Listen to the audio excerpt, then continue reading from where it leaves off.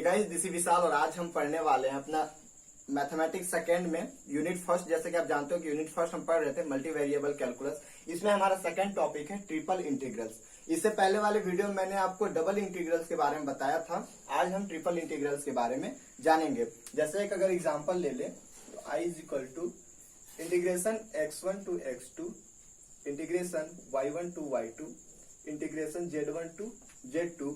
एक हमारे पास फंक्शन दिया है f x y z dx dy dz।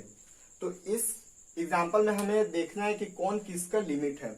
जैसे dx का लिमिट कौन सा है, dy का लिमिट कौन सा है और dz का लिमिट कौन सा है, ये हमें पहचानना है।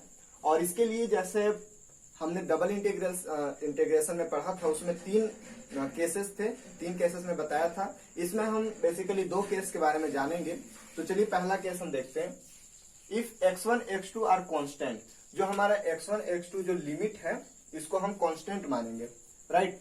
और y1 y2 are function of x, जो y1 y2 है इसको हम फंक्शन लेंगे x के रिस्पेक्ट में। और z1 z2 are function of x and y, जो z1 है उसको हम x और y के रिस्पेक्ट में फंक्शन लेंगे। Then this integral is evaluate as follow. चलिए देखते हैं कि इसको हम किस तरीके से इंटीग्रेट करेंगे।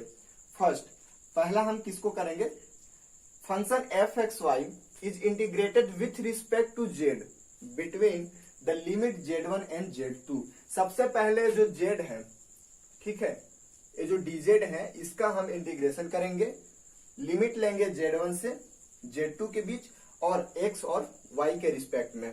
जैसे मैंने बताया कि इसके लिए x और y के रिस्पेक्ट में हम इंटीग्रेशन करेंगे, तो यहाँ पे भी x और y के रिस्पेक्ट में हम इंटीग्रेशन करेंगे।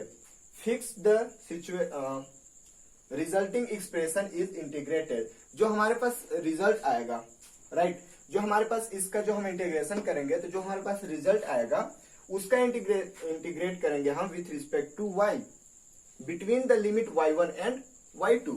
जो हमारा यहाँ पे रिजल्ट आएगा उसका हम y के रिस्पेक्ट में इंटीग्रेट करेंगे x के रिस्पेक्ट में, y1 टू y2 लिमिट लेंगे। यहाँ जैसे दिया है fix the resulting expression is integrated with respect to y between the limit y1 and y2। हम लिमिट तो y1 एंड y2 लेंगे लेकिन x के रिस्पेक्ट में, right. The result just obtain is finally integrated with respect to x।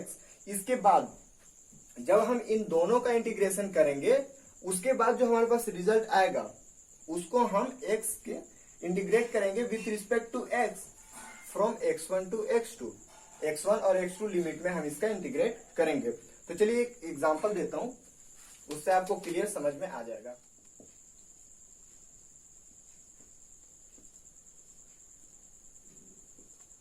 ये देखो, integration x1 to x2, इसमें हमने बताया था कि जब x1 x2 लेंगे तो हमें किसी के रिस्पेक्ट में नहीं लेना है। जब हम y1 और y2 लेंगे, y1 और y2 जब हम लिमिट लेंगे तो हमें x के रिस्पेक्ट में इसका करना है, तो हम यहाँ पे x ले लेंगे। और उसके बाद जब हम z1 और z2 का इंटीग्रेशन लिमिट लेके, जब z1 और z2 हम लिमिट लेंगे, z1 and z2 keeping x and y, x और y के रिस्पेक्ट में हम इंटीग्रेशन करेंगे। तो यहाँ पे x और y हम लिखेंगे।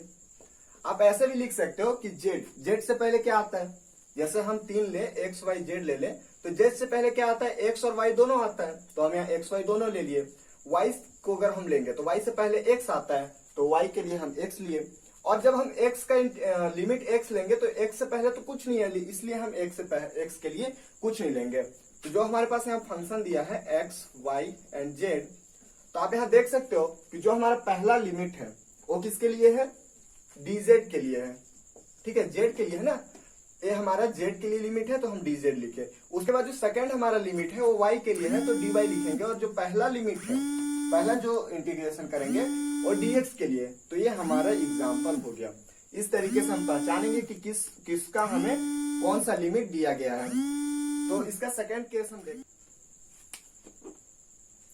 तो ये हमारा सेकंड केस है। फर्स्ट केस के लिए हमें एग्जाम्पल दिया था। फर्स्ट केस आई होप आपको समझ में आया होगा। चलिए सेकंड केस देखते हैं।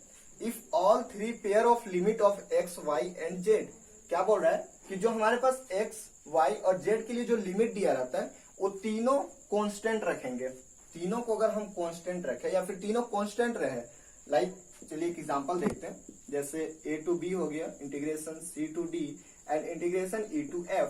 फंक्शन हमारे पास दिया है f x y and z, ये dx dy एंड dz। जैसे यहाँ पे देख सकते हो, इफ ऑल थ्री पेयर है हमारे पास, limit of x y and z, x y और z तीनों के लिए हमारे पास लिमिट दिया गया है, आर कांस्टेंट। अगर तीनों कांस्टेंट है, जैसे आप देख सकते हो a to b c to d e to f तीनों कांस्टेंट है, तो फिर हम कैसे पहचानेंगे कि कौन किसका लिमिट है। जैसे dx है तो dx के लिए कौन सा लिमिट है, dy है तो dy के लिए कौन सा लिमिट है, dz है तो dz के लिए कौन सा लिमिट है। आपको बता दूं कि केस 1 से ज्यादा इजी केस 2 है, क्योंकि सीधा जो dx dy dz है ये बहुत ही इंपॉर्टेंट है, आप इसको ध्यान में रखना। जो सबसे पास में है, जैसे dx पास में है तो इसके पास वाला इसका लिमिट हो जाएगा, फिर उसके बाद dy है तो dy के लिए ये लिमिट हो जाएगा, फिर dz है तो dz के लिए ये लिमिट सबसे अंतिम वाला हो जाएगा। सबसे पास का लिमिट, जैसे dx का ए वाला लिमिट, ठीक है। उसके जैसे हम बाद जाएंगे तो इधर भी हम बाद आएंगे, जैसे उधर बढ़ते जाएंगे वैसे इधर भी बढ़ते आएंगे। तो इसके बाद जैसे हम बढ़े dy पे तो इसके बाद इधर बढ़ेंगे, ये वाला सेकंड वाला लिमिट हो गया। उसके बाद जैसे ही हम dz पे बढ़ेंगे तो सबसे लास्ट वाला इधर बढ़ेंगे। तो इस तरीके से हम इसका लिमिट पहचान सकते हैं कि कौन किसका लिमिट होगा। केस 1 में हमने देखा था कि यहाँ पे लेना पड़ता था, जैसे हम z के लिए ले रहे हैं तो उससे पहले जो होता था, जैसे x और y होता तो हमें इसके रिस्पेक्ट में इंटीग्रेशन करना होता था। जैसे हम y के लिए किए तो x के रिस्पेक्ट में करना होता था, लेकिन यहाँ पे ऐसा नहीं है, जो पास में है उसके पास वाला लिमिट, जो उससे दूर है इससे इधर वाला लिमिट। तो इस तरीके से हम ट्रिपल इंटीग्रेशन को करेंगे।